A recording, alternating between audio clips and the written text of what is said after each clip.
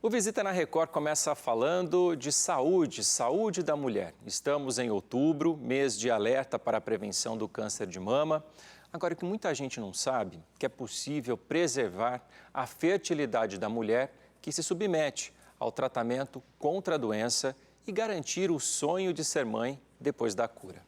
Para esse bate-papo, eu recebo aqui no estúdio o Dr. Anderson Mello, ginecologista, especialista em reprodução humana do Centro de Fertilidade de Ribeirão Preto. Doutor, muito obrigado pela presença aqui no Visita na Record. Obrigado, o prazer é meu. Doutor, eu confesso que assim que eu comecei a ler as informações aqui da nossa entrevista, eu jamais poderia imaginar uma situação como essa, né? Porque eu acredito que no momento que a mulher recebe esse diagnóstico, né, do câncer de mama, a primeira coisa que ela se preocupa, claro, é poder fazer o tratamento e ter a cura, né?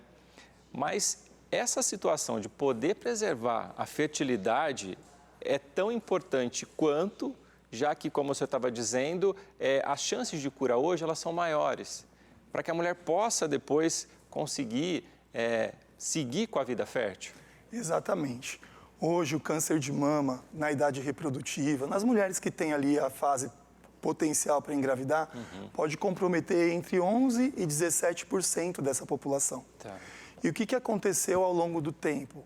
A gente teve um aumento da expectativa de vida da população, teve um aperfeiçoamento nas técnicas de diagnóstico e tratamento com o diagnóstico precoce da doença e, concomitantemente com isso, se preocupa, traz muita preocupação a qualidade de vida dessas mulheres depois do intervalo livre da doença, que a gente poderia falar cura.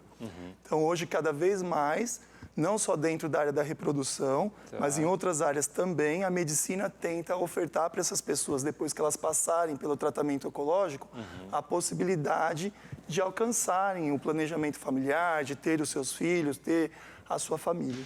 E essa decisão, doutor, acontece em que momento, né? Porque aí a mulher vai procurar o especialista no tratamento do câncer. É esse profissional que pode alertá-la, né? Porque ali naquele momento talvez ela nem se atente a isso, né?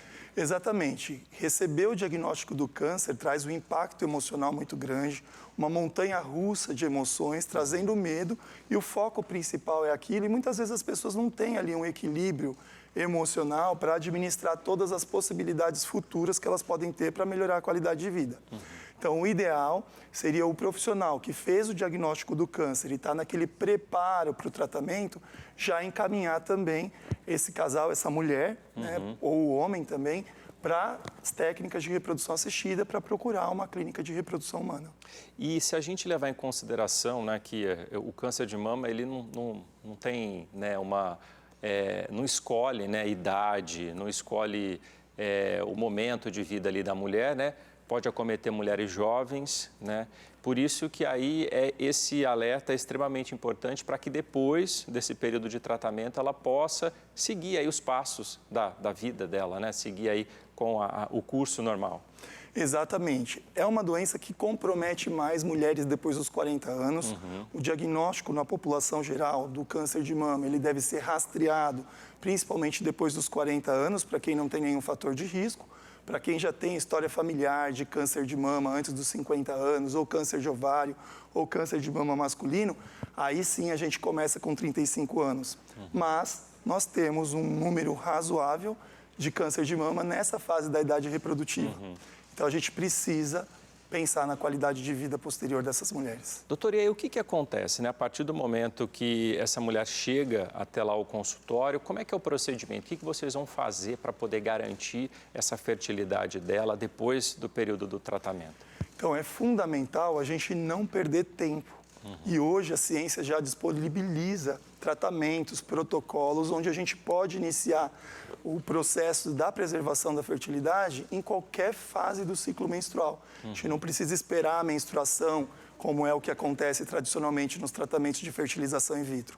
E, consequentemente, essa mulher, ela indo para uma consulta inicial, naquele mesmo dia ela já pode começar toda a estimulação ovariana através dos hormônios, enquanto ela faz os outros exames para entrar no tratamento do câncer, principalmente aí a quimioterapia, que pode comprometer de forma definitiva ou não, depende muito do tipo de medicamento quimioterápico, da dose, do tempo de exposição, ou a radioterapia, quando ela ocorre na região da pelve. Então quer dizer que a principal orientação, não perder tempo. Teve o diagnóstico, pretende ter um filho, pretende programar aí o crescimento da família, enfim, tem que procurar o profissional para poder fazer essa ajuda aí, né? Exatamente. E graças a Deus, está cada vez mais frequente a informação com as redes sociais, com a internet, porque a preservação da fertilidade clássica através do congelamento de óvulos era considerada experimental até 2012. E a partir desse período, então aproximadamente 11 anos atrás, a Sociedade Americana de Reprodução Humana colocou que era uma técnica que poderia ser feita com segurança.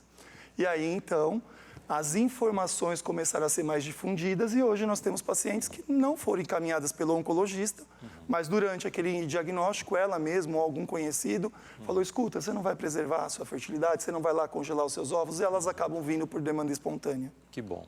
Doutor, eu imagino que o senhor receba ali diversas pacientes, né, casais, enfim, no consultório. Tem algum caso desse, de uma paciente que teve aí câncer, que preservou a fertilidade e depois conseguiu engravidar? Nós temos vários cenários clínicos, né?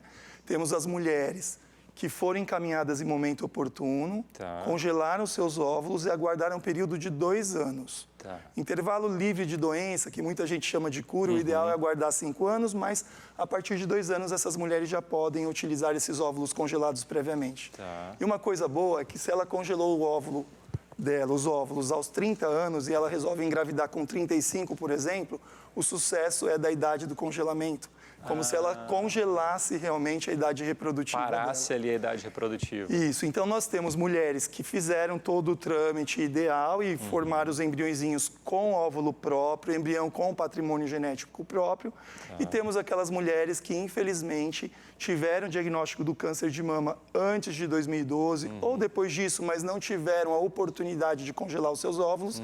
E dentro desse panorama, elas então formaram os embriõezinhos através do óvulo de doação. Elas geram o filho adotivo delas, né, participando de todo o processo da maternidade durante a gravidez. Que bom. Doutor, agradeço bastante a presença aqui no Visita na Record. Esse assunto extremamente esclarecedor para muita gente que está acompanhando a gente em casa agora. A gente vai deixar as redes sociais aí, ó. Dr. Anderson Mello, no Instagram, é só procurar @Dr. Anderson Mello, vai aparecer no vídeo, um L só, Dr. Anderson Mello. Dr. Anderson coloca lá bastante conteúdo, né? E as mulheres, homens, enfim, podem entrar em contato para ter mais informações também. Com certeza. Prazer aqui estar com vocês. Obrigado, doutor. Até uma próxima oportunidade.